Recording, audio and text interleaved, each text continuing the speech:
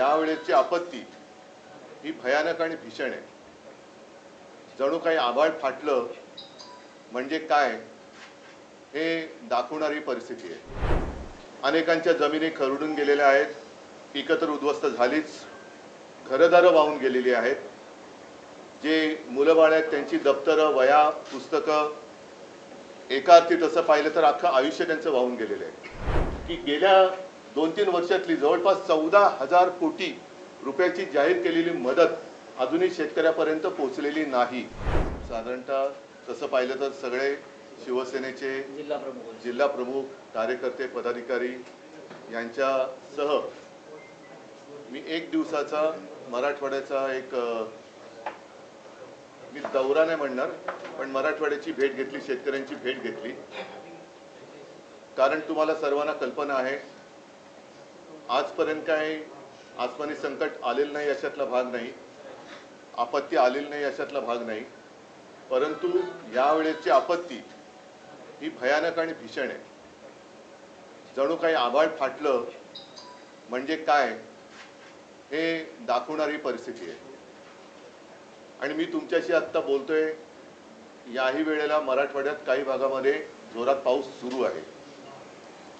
या पावसाने हातातोंडाशी आलेला शेतकऱ्याचा घास, आता हा केवळ शेतकऱ्याचा घास नाही तर आपल्या सगळ्यांचा घास हा अतिवृष्टीने हिरावून घेतलेला आहे। अनेकांच्या जमिनी खरडून गेलेल्या आहेत, पिकं तर उद्ध्वस्त झालीच, घरदारं वाहून गेलेली आहेत।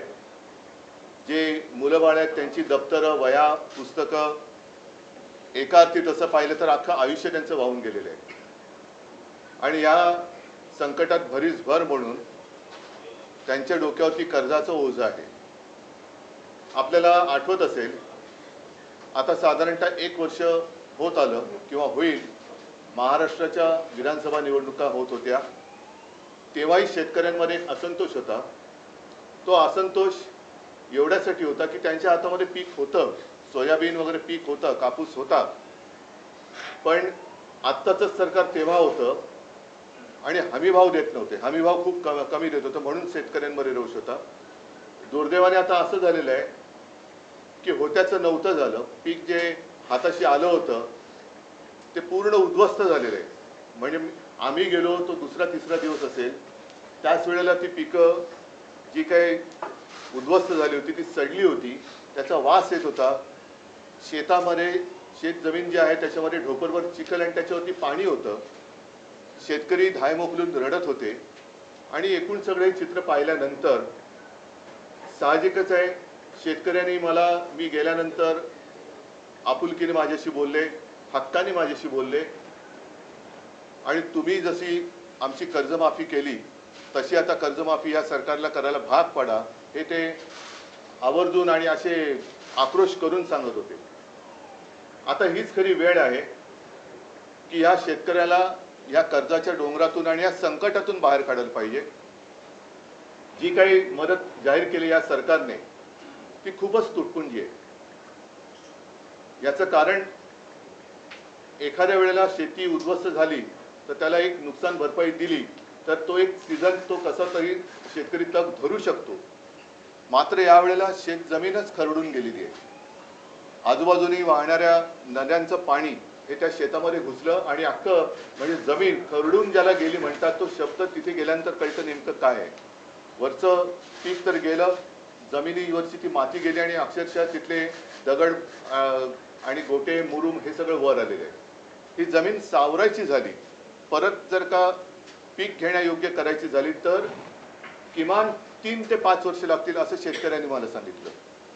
आता ही जर का वस्तुस्थिती आहे तर शेतकऱ्याला आत्ता जी काही या सरकारने मदत जाहीर केलेली आहे ती मदत जर का पाहिली तर जेमतेम हेक्टरी मदत किती होते, 7-8 हजार अशी काहीतरी होत असेल किंवा हे होत असेल, पण आता ती जमीन साफ करायला साधारणतः 6-7 हजार रुपये एकराला खर्च येणार आहे। 5 लाख आता साफसूफ करायला, मी साफसूफ करायला म्हणतोय। त्याच्यानंतर मग त्याची माती टाकायची आणि ती कसण्यायोग्य करायची, याला खूप मेहनत लागणार, पैसे लागणार आणि त्याच्यानंतर तो शेतकरी पुन्हा एकदा पीक काढायला लागेल. पण 2-3 वर्षे याच्यात जात असल्यानंतर आत्ता जे शेतकऱ्याच्या डोक्यावरती कर्ज आहे तो शेतकरी कर्ज फेडणार कसा? ज्या विद्यार्थ्यांची, ज्या मुलाबाळांची पुस्तकं वह्या वाहून गेलेली आहेत, म्हणजे शेतकऱ्यांनी, कोणत्याही शेतकऱ्यांनी स्वतःच्या मुलाला शाळेत सोडायला इलेक्ट्रॉनिक व्हेकल घेतला असं माझ्या वाचनात आलेलं नाही. तो इलेक्ट्रॉनिक व्हेकल तर सोडा, त्यांच्या मुलाची जी काही वह्या पुस्तकं वाहून गेलेली आहेत ती पुस्तकं सुद्धा कशी घ्यायची या चिंतेमध्ये आहे. आणि मग रोज कुठे ना कुठेतरी आत्महत्यांच्या बातम्या येत आहेत. मी जेव्हा फिरत होतो तेव्हा एका घरात गेलो आणि ते खरंच तिथलं वातावरण बघून मन सुन्न झालं. ती बातमी आपणही वाचली असाल, आपल्याच माध्यमातून आम्ही सुद्धा ती बातमी पाहिली, वाचली. 31 वर्षाच्या एका पोराने आत्महत्या केली. 31 वर्षाचं पोर, आणि त्याला जेमतेम 15-20 दिवसाचा बाळ. एक मोठी ती आपण ज्याला म्हणतो ना जॉईंट फॅमिली, तशी ती सगळी असं एक मोठं कुटुंब होतं. हा करता करविता पोरगा, डोक्यावरती हे सगळं कर्जाचं ओझं. त्यांना विचारलं मी कर्ज किती, तर 2 लाखाचं कर्ज. आता ही जी काही त्यांची थट्टा चाललेली आहे, भले मुख्यमंत्र्यांनी जाहीर केला असेल, पण माझ्याकडे कागद आहे की गेल्या 2-3 वर्षातली जवळपास 14,000 कोटी रुपयाची जाहीर केलेली मदत अजूनही शेतकऱ्यापर्यंत पोहोचलेली नाही, अजूनही पोहोचलेली नाहीये. त्याच्यानंतर 2017च्या कर्जमाफीची अजूनही प्रतीक्षा आहे. त्याच्यानंतर आमचं सरकार आलं, मी कर्जमुक्ती केली, कालबद्ध पद्धतीने कर्जमुक्ती केली, त्याच्यातले पैसे त्यांना मिळाले देखील. आणि इतरही वेळेला ज्या ज्या वेळेला संकट आलं आम्ही पंचांग काढून नाही बसलो.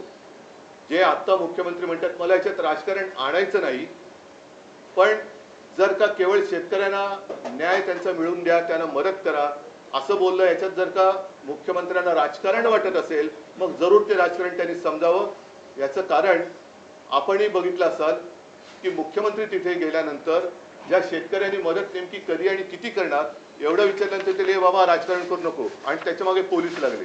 मग ही कुठली लोकशाही आहे, कुठलं सरकार आहे, कशासाठी तुम्ही राज्य करताय?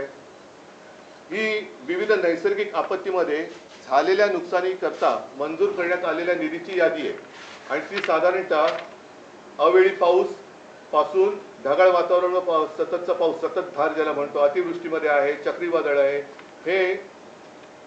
हे साधारणतः मार्च 23 पासून गेल्या काही वर्षातली आहे. ती 14,000 कोटी, 13,800 काहीतरी कोटी, म्हणजे साधारणतः 14,000 कोटीची जाहीर झालेली रक्कम अजून त्याच्या हातात मिळालेली नाहीये. आणि म्हणून आमची मागणी अशी आहे की या शेतकऱ्याला सरसकट कर्ज मुक्त केलं पाहिजे. आणि त्याचबरोबरीने ज्याप्रमाणे पंजाबमध्ये मी ऐकलं की तिथे हेक्टरी 50,000 रुपये हे शेतकऱ्याला त्यांनी कालबद्ध कार्यक्रम ठरवून जाहीर केलेले आहेत, याला म्हणतात सरकार.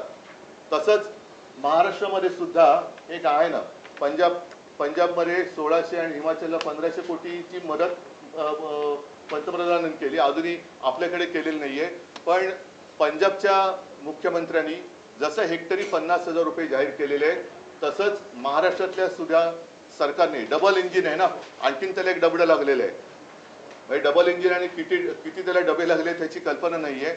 परत वरचं एक मोठं आहे धूर सोडणारं इंजिन, त्यांची मदत घ्या. कालच मुख्यमंत्री पंतप्रधानांना भेटले आणि महाराष्ट्राच्या परिस्थितीबद्दल चर्चा केली. आता चर्चा म्हणजे नेमकं काय केलं दिसतंय समोरच्या, चर्चा काय करताय? आणि मग दयावान पंतप्रधानांनी सांगितलं की तुम्ही तुमचा प्रस्ताव पाठवा. कसला प्रस्ताव? समोर दिसतंय तुमच्या.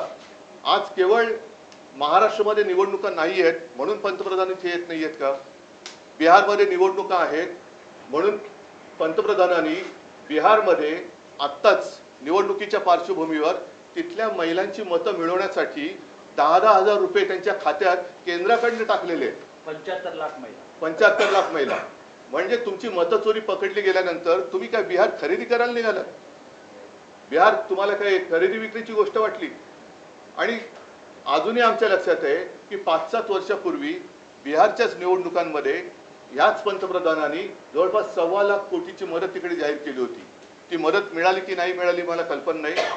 बिहारला मदत केल्यामुळे किंवा मदत करत असल्यामुळे आमच्यात पोटदुखी नाहीये, पण ज्या महाराष्ट्राने तुम्हाला तुमच्या मते भरभरून मतदान केलं, तो महाराष्ट्र, त्या महाराष्ट्रातला शेतकरी आज संकटात असताना तुम्ही प्रस्तावाची वाट बघताय.